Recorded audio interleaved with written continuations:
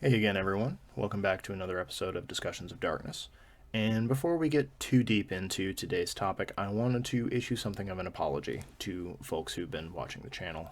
If you saw the previous episodes, you likely noticed that I came in with a couple of assumptions as your host. And the main one is that folks who showed up here were probably already familiar with the World of Darkness as a setting, and they'd probably been playing in it at least a little bit, and this is the sort of advice I was giving.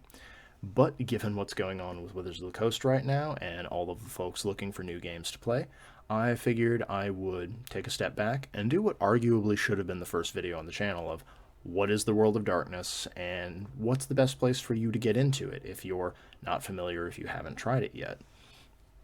And I have some thoughts on that topic, obviously, but if you're a more experienced player and I don't touch on something you think is important, leave your comments down below. Let us know how you got into the games. What was your on-roading moment? But for folks who are new, let's begin at the beginning of what is the World of Darkness? And the World of Darkness is, most succinctly put, either a modern horror RPG or a modern dark fantasy RPG, depending on how hard you go with it, that operates off of the hidden world trope. You might not have heard that particular term before, but you've definitely seen it in action. The hidden world trope describes a setting where there is some community, often a supernatural community, that exists in plain sight, but which is not known by the population at large. Harry Potter, oddly enough, it's the hidden world trope. If you saw the Underworld film series, you've got a leg up on most people because it's mostly just World of Darkness, the movie, with serial numbers filed off, of course. And so it provides you that sort of escapism that maybe the monsters are real, you just don't know how to find them. And that can be a lot of fun, and it can be something you don't get in a lot of other games, particularly games where the supernatural community is upfront, in your face, and everybody knows about it. But that's what it is. What's the best way to get into it? Apologies for strange noises, my place is still under construction. But what I would recommend, and this is an option that wasn't really available at the time I started playing, is I would recommend a Chronicles of Darkness Mortals game. Now, when you play a Chronicles of Darkness game, every character you ever make is going to start off as a mortal, and then you add a supernatural template. But not adding that template, just playing a normal mortal person, allows the storyteller to do a lot of things, and it takes a lot of pressures off of the players. For example, if you're just playing a person, it allows you to really come to grips with the system and the mechanics, if you haven't played them before, without having to worry about how your supernatural powers work. It also means that you're not overly concerned about what lore you do or don't know, or what aspects of the hidden world you need to be cognizant of, because mortals don't know about these things. And so it operates as kind of a tutorial mode, if you will. It lets players really experience the setting going in blind. And as their characters learn more about the supernatural community and the world around them, so too do the players. It can be very useful as a kind of World of Darkness boot camp, if you will. And if you're a storyteller who wants to do this, you can slowly drag them into a supernatural setting, or you can put them in face first and see what they do. It's up to you. But there is a unique kind of fun of watching them slowly realize this mystery they've been investigating is actually a supernatural creature, and now they might know more than they ever thought they would, whether it's that a serial killer has turned out to be a vampire, or that a terrorist cell is actually a werewolf pack. It can be an interesting thing watching that dawning realization on your players' faces. But let's say that you want to skip the tutorial mode and you just want to go in hard, get the full experience, and see if this is really something you want to commit to. The thing I recommend most for choosing which game to play is ask yourself, what is your favorite monster? Or if you're not doing this just for yourself, if you're bringing your table in, sit down and have a discussion, like what monster appeals to all of you the most.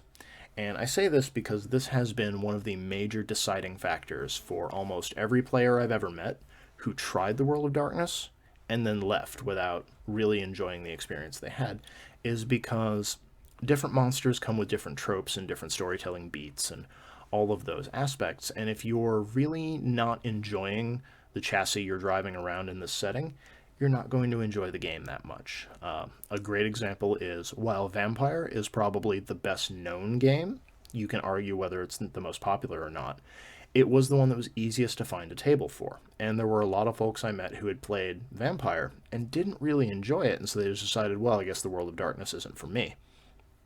But it was really more, they didn't like vampires as monsters. They didn't care for all of the politicking that came with that setting, all of the power plays and the shadows.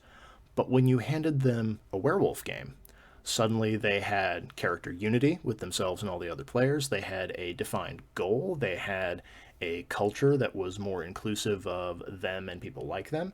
And they enjoyed that a great deal more. So it was less that the setting wasn't for them, but more that they had the wrong monster they were in charge of. But the last aspect I would recommend is ask yourself if you're more of a story-driven player or storyteller, or more of a mechanics-driven player or storyteller. And I say this because the World of Darkness, which is sort of the BCE of, if we're looking at it as a timeline, the original games, Vampire the Masquerade, Werewolf the Apocalypse, Changing the Dreaming, etc., etc., etc., they all had very definitive lore. They had specific questions, or specific answers to your questions, that really let you build an understanding of the world around you. So if you ask, where do vampires come from? What are werewolves fighting against? What is it that's driving my changeling forward to do these things? There were answers that you could then just point at the book. It's right there. Chronicles of Darkness, the AD to the BC, has squishier lore, and there aren't as many definitive answers. So you might have debates over where it is vampires come from. Are we natural? Are we supernatural? Are we some combination thereof? Were we created by some undefinable sin? Were we an accident of magic? There's no definitive answer. There's a lot of people who think they know, but no one's certain. Same thing for werewolves. What are you fighting against? It could vary depending on where you're from and what your personal motivations are and what political beliefs you ascribe to. If you're a changeling, you have a wildly different setup in Chronicles than you did in World, but your motivations are going to be unique to you. And so Chronicles is more for people who like to fill in the blanks, who like things to be left kind of vague so they can do what they want without limitations. But if we're looking at mechanics, the World of Darkness had we'll say a contentious relationship with some mechanics early on. Because while the games shared a world for a setting, the mechanics were often not meant to work together, or there would be new inventions made that didn't translate really well to other editions. And so while you could theoretically bring all of the monsters in to a single game, or use one as an antagonist for another, etc., they didn't always play nice together, and this meant a lot of extra work for the storyteller or a lot of frustration on the part of the players. Whereas Chronicles of Darkness has a rule system that is explicitly meant to work together. And you can argue whether or not it's balanced, of some supernatural creatures being inherently more powerful than others, as the mage players you're hearing clearing their throat in the comments. But you can bring them in without doing any extra homework. So if you want to have a werewolf pack fighting your vampire coterie, you don't have to do any extra work. You just need to make the characters and throw them down on the mat. If you want to use a mage as an antagonist against your Prometheans, you can do that without any extracurricular work on your part. And that is, at least for me as a player, that was a major deciding factor. I really like the idea of a troop game, or as I've come to call it, a monster mash, where you have a party that may be made up of a bunch of different characters from all the different spheres who have had to set aside their differences to work together, whether it's to make sure that the mortals don't find out about you or to handle a threat that is a problem for all of you. And that's a lot harder to do in World of Darkness. But, lastly, whichever one you're going to go into, if you're a newer player, a newer ST, and you're looking for the gentlest possible introduction, for the World of Darkness, I would actually recommend looking at the 20th anniversary line. You'll have V20 for Vampire, W20 for Werewolf, etc. I, as a player, do not enjoy them as much, but I can certainly see their appeal, as they were streamlined in a lot of ways. They were made easier for players to just pick up and go with, without lots of the burdens and problems that the second editions and older ones had. Now for Chronicles of Darkness, it actually has 2 books. It's a little difficult to figure out if you weren't there when it was happening. There's the quote-unquote New World of Darkness, and then the Chronicles of Darkness, which is the 2nd edition of Chronicles. Those are the ones I would honestly recommend people pick up, just because they're the ones you're going to see more content for. They're the ones supplements are going to usually be made to incorporate and to play nicely with. As much as I prefer the 1st edition of Chronicles, or the New World, it's not going to see additional content, so it's best to come in with what's going to keep going forward. So just when you're looking for a Chronicles of Darkness game, there's going to be a 2E if you're on DriveThruRPG. Those are the ones you should be looking for, because they're the ones you're probably going to get the most use out of, honestly.